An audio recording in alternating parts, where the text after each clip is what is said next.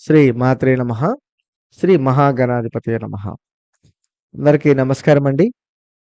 ఈరోజు నేను చెప్పేటువంటి మీకు ఈ విషయం చూస్తే మీరు ఆనందంతో ఉక్కిరిబిక్కిరి అయిపోతారు. ఎందుకంటే మరి రానున్న 3 ఏళ్లలో వరకు కూడా మీకు తిరుగుండదు.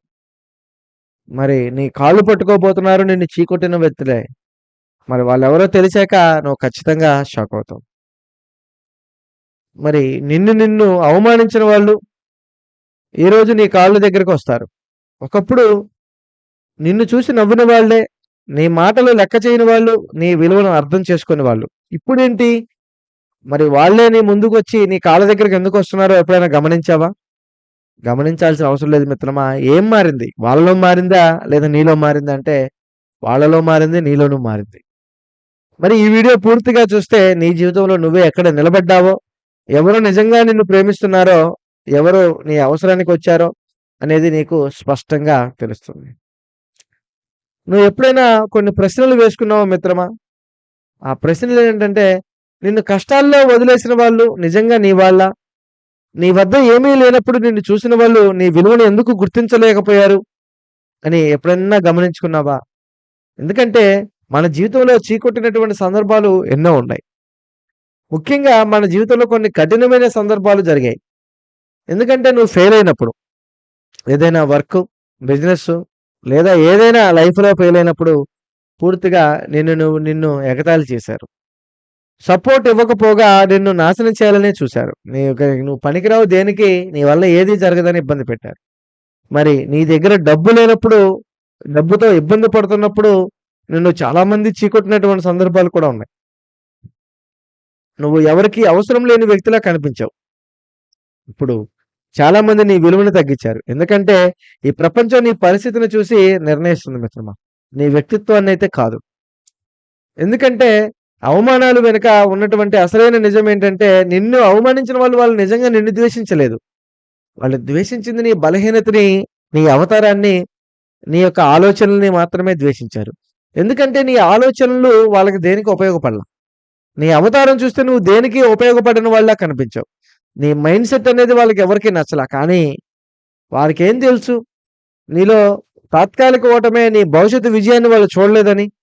కానీ నీ భవిష్యత్తు విజయాన్ని చూసినవాడు ఎప్పుడూ కూడా నీ వెన్నంటే ఉంటాడు. నీతోటే నిలబడతాడు.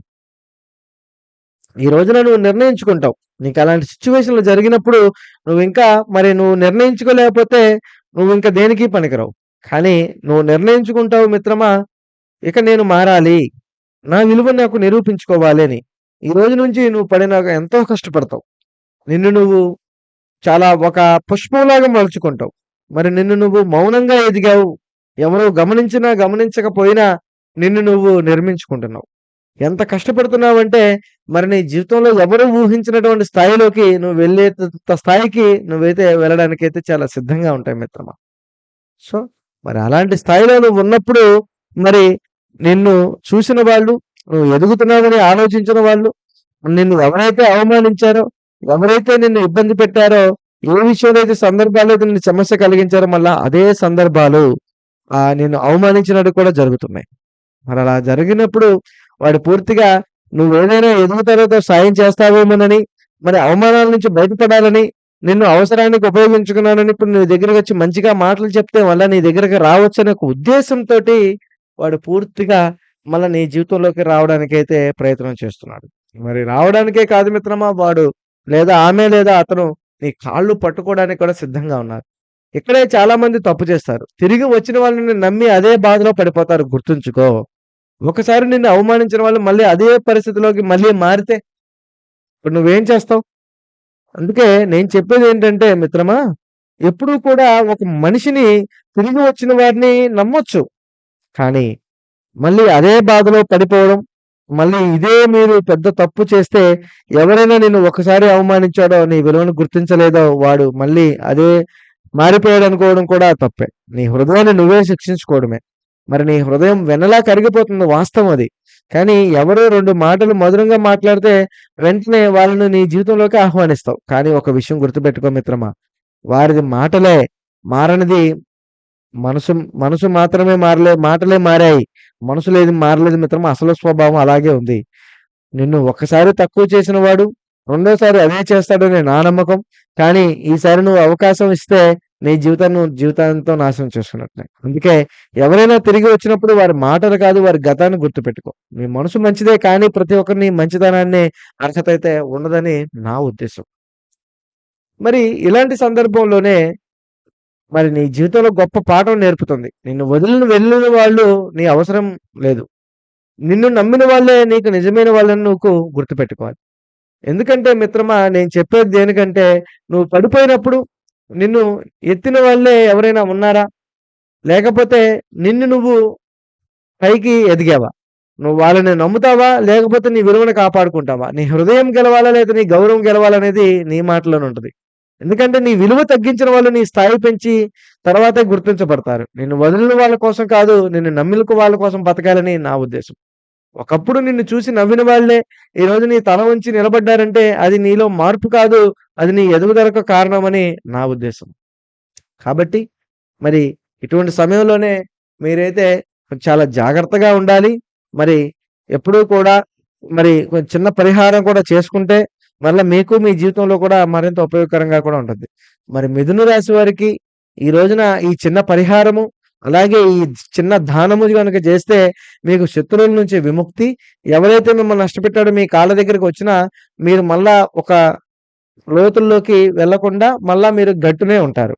కాబట్టి ఈ పరిహారం ఖచ్చితంగా చేసుకోవాలి. అదేమిటో ఇప్పుడు మీకైతే నేనైతే చెప్తాను.